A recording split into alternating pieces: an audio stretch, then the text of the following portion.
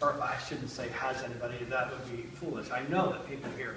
How many of you have ever been to the Horseshoe to see an Ohio State football game?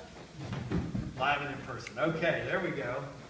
The rest of you are just sadly out of luck.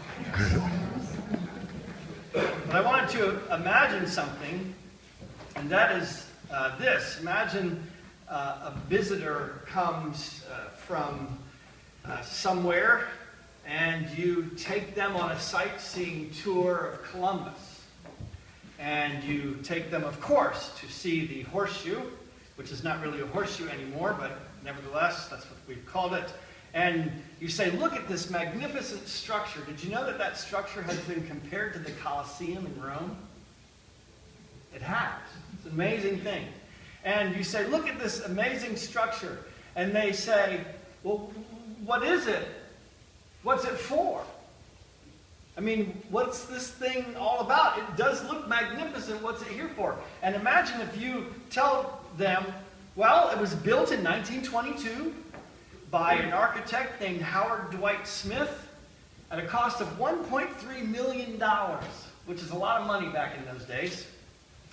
It was first used on October 7th, 1922, and dedicated October 21st, 1922. The original capacity was 66,000. And there were many, many naysayers who said they will never fill that thing. We're at 66,000. The present capacity of people that can fit into that thing is 105,708. And the largest crowd was a little bit more than that. They're not really sure because people come in and they've got standing room only and so on, but a little bit more than 105,000.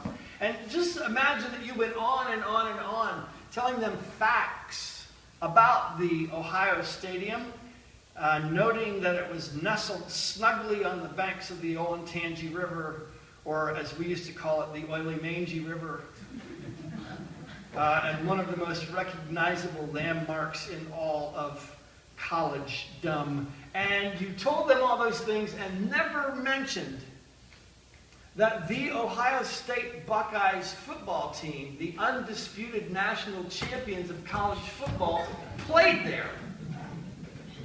You would have missed something big. I imagine some people, might go into great length about the band that plays there, which is TBD, TBDL, something or other like that. But if you never talked about Ohio State Buckeyes football, you would not have gotten to the point. You would have missed the point of that whole structure and everything that goes on in it and around it on Saturdays and other times as well. And I think that something similar happens with us in church. I think something similar happens with Christians in general and church. And that is that we can tell you, like if somebody would ask you, well, what's this church thing all about? A lot of us would give all kinds of answers. Some of us would be tempted to stand and talk about, well, this particular building was built in 18 whatever, and we renovated in such and such a time, and we did this. And others might be tempted to say, well, we've got this, all these beautiful programs going on here. We've got the after-school youth club. We've got all kinds of things. The English is a second language class, and list off all the mission things that we do. And you could talk about the worship, and you could say all of that and miss the point. You could miss the point of this place. And Christians do that all the time. Christians of various stripes talk about what is the Christian faith all about? And they can talk at great length and completely miss our reason for being. So I'm going to leave you thinking about, in your own mind for just a second, what our reason for being might be. And go on and look at this text with Moses at the burning bush. And we'll come back to our reason for being. In the first place, a little bit of background for this text of Moses at the burning bush. Israel has been in Egypt for 400 years. 400 years. There's a whole sermon right there. They've been in Egypt 400 years, probably 300, maybe 250 of it enslaved, calling out to God. 200 years, 250 years, enslaved, oppressed, calling out to God. Calling out to God. How many generations is that? I don't know. A lot. And yet we today think that if we call upon God one time and we don't get what we want, somehow we call into question God's being. God's timetable is different than ours. Okay, so they're in slavery. They've been in slavery for 400 years. They began as a small group of Jacob's family, 75, who go down to Egypt because of a famine. And it says that as they multiplied, that there arose a Pharaoh who did not know Joseph, who was the favored son of the family, who went down there under all kinds of circumstances, what you can think of Joseph's life. And a Pharaoh rose up who did not know Joseph and said, look, these people are multiplying. They're threatening to us. Let's build a wall. No, he didn't say build a wall. He said something else. We got to get rid of these people because there's too many of them. And they're threatening to overwhelm us. So we got to neutralize them somehow. Let's enslave them. How about that? Oh, that's a good idea. So they put taskmasters over them and they enslaved them. And there they are. And finally God hears their prayers. And he's going to send Moses, who actually was an Israelite himself, grew up in the Pharaoh's court and was educated by all of the great education that the Egyptians had to offer. And through one circumstance and another, he's a refugee in Midian. He kills somebody, and the word gets around that he's a murderer, so he leaves and goes to Midian. He's married. He's put all that behind him. He's started a new life. He's turned over a new rock. Or he's done something different. He's left Egypt and the Israelites behind. He's married. He has a family. He's a shepherd. And so in the midst of that, of his shepherding duties, God calls him and meets him in the bush. That's the background. Now think about this for a second. Think about the providence of God in all of those circumstances. Think about the providence of God in the midst of all that. Pharaoh at one point orders the midwives of the Israelites to kill all the male babies, and the midwives feared God more than they feared the Pharaoh, and they didn't do it, and preserved the people. Pharaoh then orders all of the Hebrew sons to be thrown into the Nile, and Moses' parents, I'm assuming they didn't want to do it, but they kind of worked out a compromise. Okay, we'll throw him into the Nile in a basket. So they put him, and actually it's not a basket. The word that in Hebrew that it's used is an ark. Moses is put into an ark and put into the Nile. And he is preserved because lo and behold, Pharaoh's daughter just happens to be taking a bath. And she comes down and she sees the baby and she's smitten. She feels compassion. She pulls him out of the Nile and she says, let's take this baby home. And she does. And then she tells one of her servants, go find one of the Israelite women to nurse him and take care of him. And so lo and behold, she goes and finds Moses' mother. And Moses' mother gets to raise him in Pharaoh's court. Not only Moses, but all of Israel was in the situation that they were in because of God's providence. Right at that point, you have to think bigger than just our team, their team, Israelites, Egyptians, Ohio State, Michigan. You have to stop thinking like that when you think about God's providence. Because God was the one who put the Israelites in that situation in the first place. I'm thinking about when Joshua is getting ready to have a battle with the Jericho people, and he sees the angel of the Lord. And Joshua says, whose side are you on? And the angel of the Lord says, neither. God's providence is bigger than our little divisions and ways of looking at things. Let me show you where that's so in the Bible. Actually, God put them in this exact situation. If you have a Bible, you can turn to Psalm 105. If you don't, just listen. It's a short little passage. In Psalm 105, the author of the psalm is rehearsing some of the history of the people of Israel. And in verse 12, Psalm 105, verse 12, it starts off. He says, he's talking about giving the land to Abraham and to his descendants. He confirmed it on an oath to Jacob as a decree. I will give you the land of Canaan as the portion you will inherit. So God makes promises long time ago to Abraham and his descendants about the land.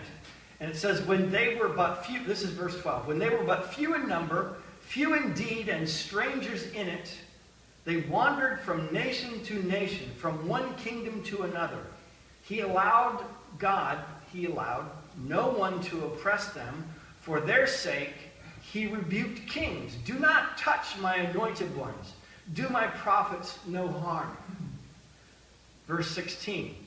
Then he, God, called down famine on the land, on the promised land, where his promised people were living. God called down famine on the land and destroyed all their supplies of food. And he sent a man before them, Joseph, we already mentioned him, sold as a slave. They bruised his feet with shackles. His neck was put in irons, till what he foretold came to pass, till the word of the Lord proved him true. The king sent and released him. The ruler of people set him free. He made him master of his household. He ruled over all the oppressed, to instruct his princes as he pleased, and teach his elders wisdom. Things are just looking up, aren't they? Joseph is out of prison. He's a teacher. He's a ruler in Egypt, second only to Pharaoh. Whew, that's good. Verse 23. Then Israel entered Egypt. Jacob lived like an alien in the land of Ham. So this is, the holy family of Israelites is coming into Egypt. The Lord made his people very fruitful. He made them too numerous for their foes, whose hearts he turned to hate his people. When you read that, you should be thinking, what? What? God's done all of this, and then God turns the hearts of the Egyptians to hate his people, to conspire against his servants.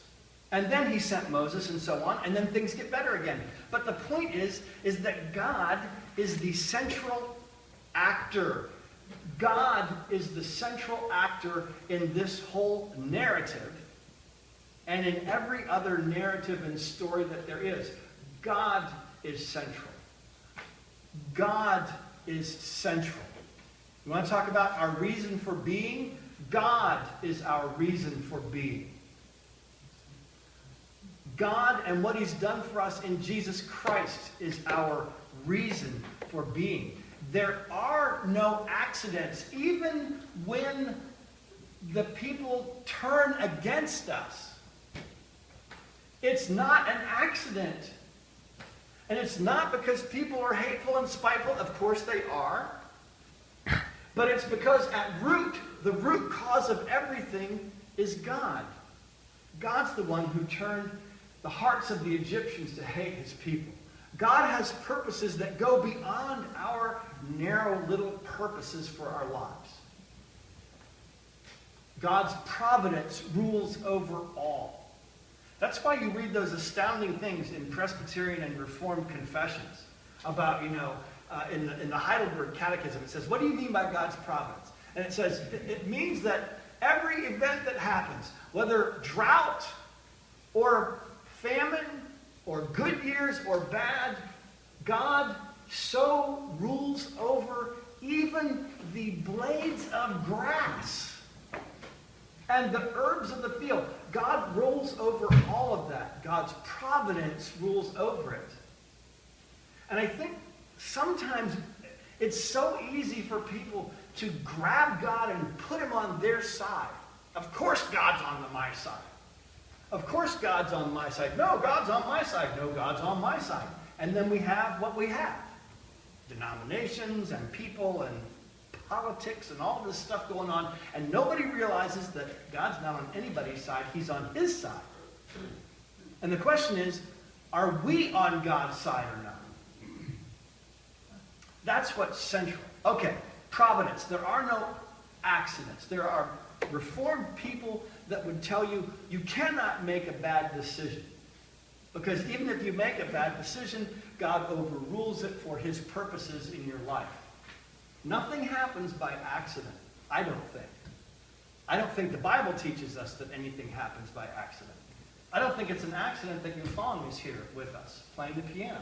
I don't think it's an accident that each one of you is sitting here today. You're here today because you think you're here because you have made some good choices, which may be true.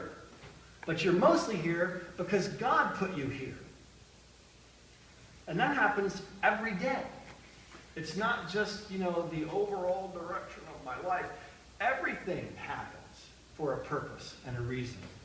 Okay, let's leave that providence thing alone for a little bit and go to Moses at the bush because, oh my goodness. Okay, Moses is out doing his shepherd thing, his ordinary life, and God confronts him and calls him in the midst of his ordinary life. He's not going to church when this happens. He's not, meeting with the people of God, fervent in prayer that God would come and deliver them. No, he's just out shepherding the sheep, doing what he does. And God confronts him in the burning bush and says, I've got something for you to do. I want you to go to Egypt and take all the people out. And Moses, of course, since he's put all that behind him, he immediately begins to make excuses. Well, who am I? I'm not anybody special. I'm a shepherd in Midian. And later on he says, well, I'm slow of speech. I can't talk.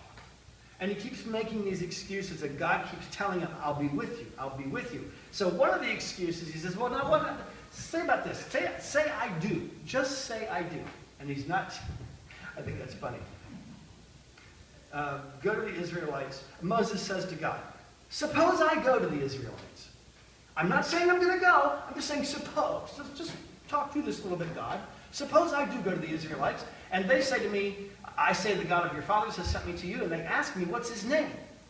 What am I going to tell them? What's the name of God? What's your name? What is your name? And God says to him, I am who I am. Ehyeh asher ehyeh in Hebrew. It's a simple present tense form of the Hebrew verb to be. I am who I am. You can also translate it, I will be who I will be. There is so much scholarly ink that's been spilled over what that name means. Here's what I want to say about it.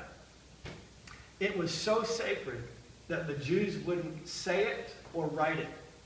In fact, to this day, there's a website that I go to for Israelite history. I want to see what the Jewish people think about some of these things. And in their website even, when it says God, it says G-D. Because they don't want to write the whole name. And the whole name is shorthand for the name that God gives him, I am. Tell them, I am, has sent me to you. It was so sacred that it was not spoken or written. What they did was they substituted the word Adonai, or Lord, for that word in the text. So in most versions of the Bible, when you read it, like look over at verse 7. I just put my eyes on this one just for an example. Chapter 3, verse 7. It says the Lord in capital letters. That's what they did with that name. So all the way through the Bible, the name of God wasn't written or spoken. It was too sacred. You see, in the third commandment, it says, you shall not take the name of the Lord your God in vain. And if I write it down, what happens if the piece of paper that I write it on gets thrown away? Well, that's denigrating God's name. That's not honoring God's name to have his name thrown in the trash, so we won't write it. And we won't speak it, because what happens if I say something that doesn't honor God? Even accidentally. I don't want to do anything that's going to dishonor God, so we don't speak and we don't write his name. It was blasphemy to speak and write the name of God. And so they wrote the Lord when they wrote it, and they said the Lord or something else when they spoke it, but they did not say the sacred name. It was blasphemy, because you were dishonoring, running the risk of dishonoring God. And so we come to Jesus in John 8, who was always getting in trouble with the religious authorities for the things that he said and did, most notably saying that he was God. And here's a place where it happens. People always say, "Whoa, Jesus, how do we know it was God?" Well, for one thing, he said it. And I want to read you this because Jesus and the Jewish authorities of that time in John 8 are talking. They're saying, "Who in the heck are you? Aren't you really a Samaritan? Aren't you really possessed by the devil? Aren't you really a revolutionary?" They're trying to figure out, who is this guy? And it says in pick it up in verse 56. Jesus is talking here. He says, "Your father Abraham rejoiced at the thought of seeing my day. He saw it and was glad." This is the end of the discussion. You're going to see why in a minute. "And they say to him, 'You're not yet 50 years old, and you've seen Abraham?' And Jesus says, No, let me say this. Here's what Jesus did not say. Oh, wait a minute. I know you're misunderstanding me. I didn't mean I had seen Abraham. No, that's not what Jesus says. He said, they say, 'You're not yet 50 years old, and you've seen Abraham.' Jesus says, 'I tell you the truth. Before Abraham was born, I am.'" Same word. And of course, what do the Jews do immediately? They pick up rocks to stone him. Why? Because Jesus had just blasphemed by taking the sacred name and not only saying it, but saying, "I'm him." Remember when I've said the chutzpah of this guy? with the Lord's Supper that we're going to celebrate today? The chutzpah, he takes the whole Passover tradition and turns it on himself. The chutzpah of this guy to say, "I'm God." The creator, the redeemer, the one who providentially controls all of history and all of his people, the one who acts and no one can stop it, the one who simply is. I'm him. And some people say, well, he was just a good teacher. No. Let me read you what C.S. Lewis says and then we'll end. Because I think C.S. Lewis has the great thing about this. In Mere Christianity. I'm not going to read you the whole passage, just like a part of a paragraph. Lewis says, "I'm trying here to prevent anyone saying the really foolish thing that people often say about Jesus.